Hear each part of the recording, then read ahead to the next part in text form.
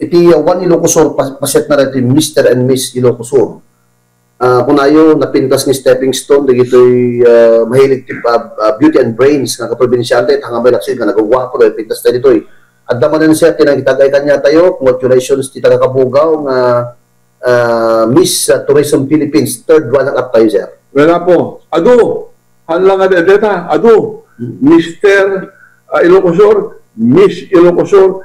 Pareho na po. Ado ti rumumaren nga mga abak kami iti beauty pageant nga ditoy. Kendak siya naman ang brain and beauty nga dato ya po. Kaya shift data nagwapo, naglay, taga Ilocosur yan. Kita po. So, mabalin pa nga ipagtangsi. Riboy, babae nga nakwada. So, nasigla lang tayo Ilocosur po. So, maintain na rin tayo dito ya po. Nga, ganitag tayo. Maintain na rin tayo. Taawan sa bali nga may pagpadayaw ng ating probinsya tayo nga Ilocosur. Okay.